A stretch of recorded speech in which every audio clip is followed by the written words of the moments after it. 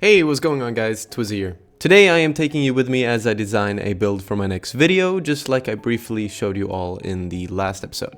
This time, however, I am dedicating a whole video to it in order to expand on what my process looks like and also give you all a better idea of how I work out my designs, how I'm thinking, and yeah, stuff like that. But also quickly, before we get into that, I want to show you guys what I've been working on between recording and stuff that won't make it into the full video. Like, for example, I have been I've been building this mountainside, just as a way to tie up the rest of the terrain and yeah, to raise up this platform a little bit. I have also started working on getting rid of this terrain here, because obviously this hole, how it currently is not going to stay like this. I basically just want to make the hole bigger so that it doesn't look so weird and doesn't look like a giant square. So I'm thinking of pushing all of this back all the way to roughly here, and then naturally make the mountain go down. But yeah, that's pretty much it. Let's get into designing the build for this video. So just like last time, I am starting here in the survival world to first prepare an area where I want the build to go. This is a very important step that I feel a lot of people don't mention, because depending on the style, size, and overall look of your build, the location can vastly impact how it turns out. I will expand on this a bit more in a bit and you'll see exactly what I mean. But now, like always, I lay out a stone frame and basically just play around until I have a shape that I think works. This can always change later in the designing process, but having rough guidelines to make sure your build fits into the surroundings is very important. And obviously you want to make a shape that fits what you're building. So for example, today we are designing a castle, so I want to add things that would be reminiscent of a castle. Like maybe a gatehouse of some sort, or some towers, a moat, whatever you want.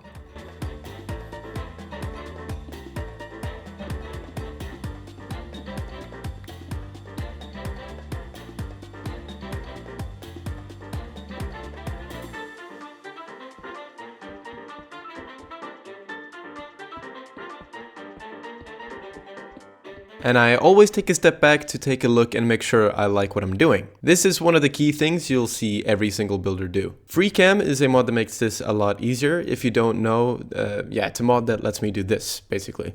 And it basically just separates you from your body and makes you be able to fly around. But anyway, now I am at a point where I'm pretty happy with the shape, so I think we're ready to copy it over to the creative world. But before we do, I will discuss the mods I use and recommend to anyone that wants to build and design things to this degree. First off, FreeCam, like I already mentioned, is super useful to be able to quickly step back and take a look from further away.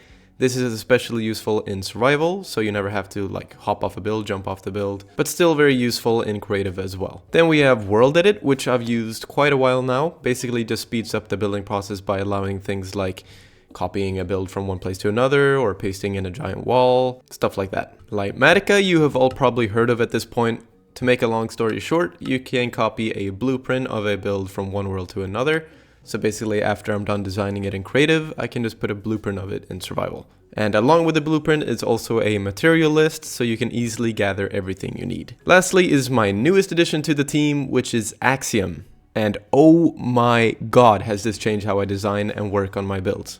It makes everything so much faster and opens up so many cool abilities to use. Unfortunately, I don't understand all of them just yet, but I will. I definitely will. Now we can go ahead and paste in the layout. And at this stage of the planning, I very often already have an idea of what I want to build. Like I mentioned, we are building a castle, so along with the layout, I have general shapes and also block palettes that I want to use. For this build, for example, I want to use these blocks for somewhat of a gradient, then cobble deep slate as the roof block for the towers, and then the basalts for some contrast bits here and there. Something worth mentioning here is that I always lay out a block palette, yes, but almost always end up using more blocks or switching some of them out, or even adding a whole new palette entirely. Just because you have laid out a palette you think will work, obviously doesn't mean you have to stick to it. Things will change as you build. Long story short, play around with it and try different things until you're happy with it. To make something you're really proud of requires a lot of practice and patience. Before I start applying the palette, however, I want to build up the walls and get the shapes in place. This will make it a lot easier to texture later. Building the frame and getting the shapes the way you want it to look can be quite tricky, but since I've been playing this game for a long ass time, this process has become a lot more natural and much easier over time. Something that can really help this process is looking up reference images. Like in this case, looking up medieval castles, or even searching up other Minecraft castle builds. This leads me into another point, which is that taking inspiration from other creators creators or builders is completely fine. Obviously, you shouldn't copy their build exactly, but emulating certain elements is more than okay. As I've been improving my building skills, I have taken portions of other builders' designs whose styles I really like more times than I can count. Like my lumber mill, for example, which is heavily inspired by Fwip's design. And if by the end of this video you really like something I built, totally feel free to steal some of my elements in my build. I promise I won't get mad.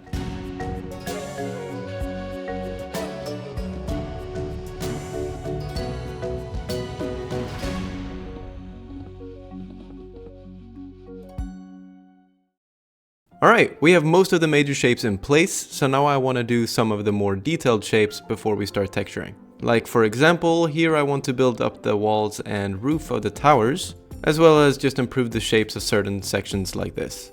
For the roof of the towers, I want to use deep slate, and this specific tower has a bit of a weird shape, so this is going to be a little tricky, but I'll try to figure it out.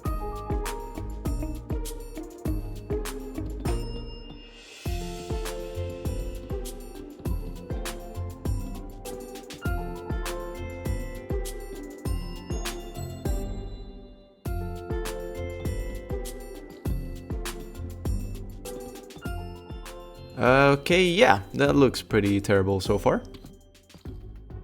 Yeah, there we go. That's a lot better. At this point, this is what I do for a couple of hours. I build something, often don't really like it, and I try again. And then I repeat that process until I'm happy with it. Like I said, it's a very long process and it takes a lot of patience.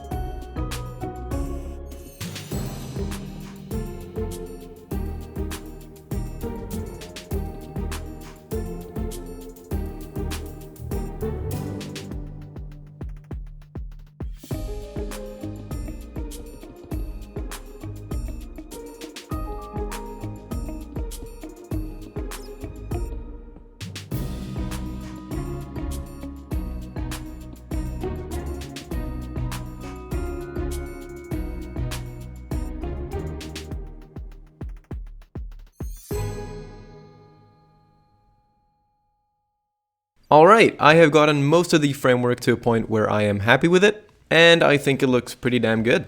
This means it is time to start the final part, texturing and detailing. So just like I showed you before with the palette, we are gonna start at the bottom with So just like I showed you before with the palette, we're gonna start at the bottom with moss and mossy cobblestone, then move into some cobblestone and dead fire coral as well. At the top for some highlights, we are gonna use the light gray concrete. And this part of the process, as long as you have predetermined the palette and what blocks to use, is pretty simple. The only big piece of advice I can give you here is, again, look at other builders and creators, see what blocks they use, and if something sticks out to you, use that. And when it doesn't work, try again. Trust me, I fail with palettes, details, texturing, whatever you want to call it, all the time. But the reason I'm able to find some blocks that actually work really well together is because I try again and again and again. Like recently, I designed a build where I played around with bone blocks, diorite, and tuff. And I merged the tuff and diorite using glow lichen.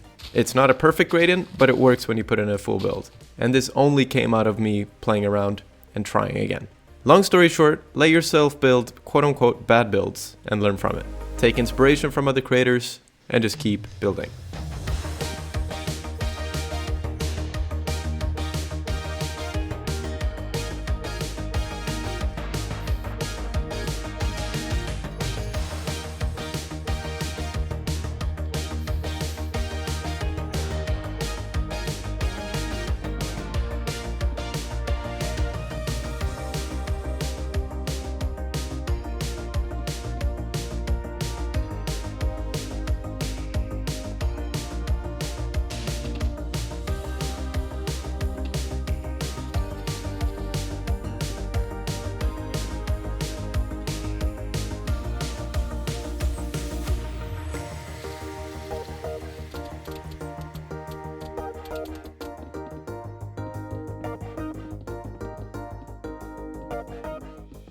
Alright, and with that, the build is all done. I honestly think it turned out really great. But that's about it for this video. If you enjoyed and want to see more stuff like this, do let me know. Don't forget to leave a like, but for now, thanks for watching, and I'll see you in the next one. Peace.